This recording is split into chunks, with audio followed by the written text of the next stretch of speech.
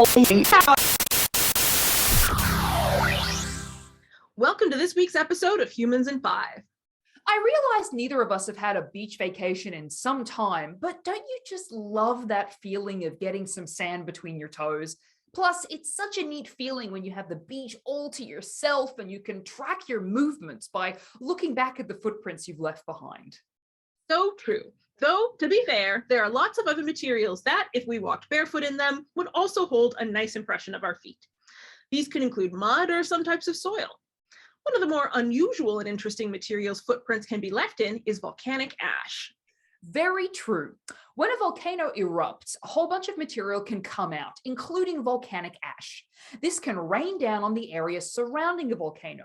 It can be soft, which means that any animal that walks over a soft volcanic ash-ridden landscape can create a set of tracks quite like those we see all over a sandy beach.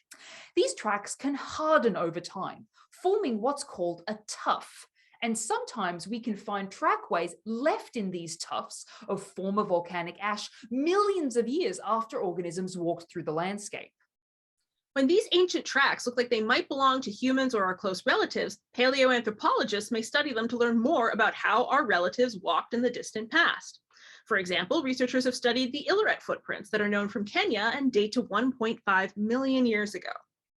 In terms of age, the Laetoli footprints from Tanzania have this site beat, as trackways dating to 3.6 million years ago were first discovered in the 1970s. These footprints were found in a volcanic ash layer that also had the footprints of giraffes, hyenas, and ostriches, all of whom were moving around after this layer of volcanic ash fell. There is a famous set of Laetoli footprints that have been studied over the years. These footprints have generally been attributed to Australopithecus afarensis, a member of our hominin family tree. These footprints, alongside other fossil evidence, have been used to suggest that Australopithecus afarensis individuals walked in a bipedal manner, upright on two legs.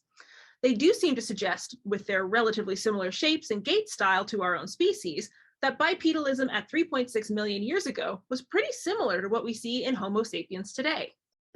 But these famous tracks weren't the only ones found at the Laetoli site. Another set of footprints found nearby didn't get quite as much attention for a long time.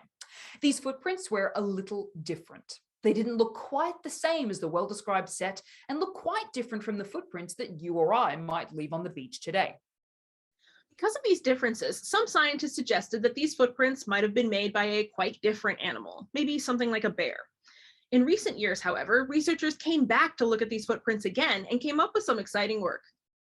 Led by Ellison McNutt of the Ohio University Heritage College of Medicine and the University of Southern California, a team of researchers decided to test if these footprints were indeed more similar to a bear or other primates like chimpanzees. In short, these footprints looked pretty different to both species. It seems like these footprints are from a hominin, but one that walked quite differently to Australopithecus afarensis. This might leave us with two options. There may be quite a bit of locomotor diversity among Australopithecus afarensis.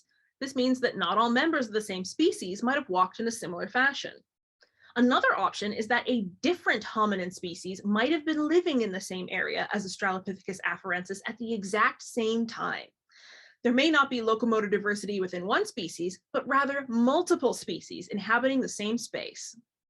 We know from other time points in human evolution that multiple species living at the same time is possible.